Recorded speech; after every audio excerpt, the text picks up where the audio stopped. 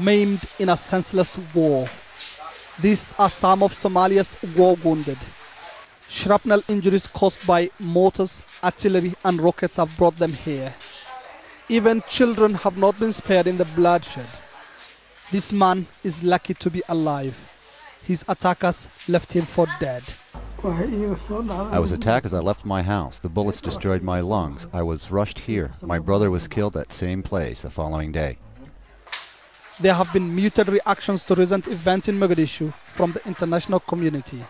But the Red Cross is now leading calls for respect for civilians in the war-torn capital. And the RCRC would like to urge all the parties to the conflict just to respect the civilians, to spare the civilians, to respect the medical facilities, the wounded, and to do everything possible to facilitate the delivery of humanitarian action, be it in Mogadishu, in the surrounding of the capital, or anywhere else in Somalia. But Somalia's president describes the civilian casualties in Mogadishu as unavoidable. When two elephants fight, the grass gets damaged. We are not the cause of these deaths. It's being caused by those who attack the government. I urge the public to ask the militias fighting the government not to wage attacks from where they live. Mogadishu is a city that has long ground to a halt. Few things work apart from the weapons that torment its people. It is the lack of meaningful healthcare that is most appalling.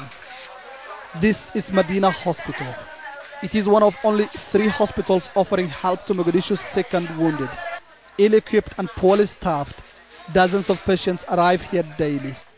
And as the violence spirals, the staff has never been so exhausted. The work is overwhelming. When we came here, already everyone was so tired. And we can't replace the staff because we have very few personnel. Relatives of the sick jostle for space with medical staff. They are not here to visit the sick. They too offer priceless service. They help feed the sick, keep them cool, and wheel them between theaters and wards. And in the midst of desperation, Medina Hospital has its own ways of coping. Patients are released early, and the corridors provide extra sleeping space for some. It is a typical day for the surgical staff at Medina Hospital. They are forced to work around the clock, removing bullets, fixing ripped intestines, and performing amputations. They are the unsung heroes of Mogadishu today. Mohamed Ado, Al Jazeera.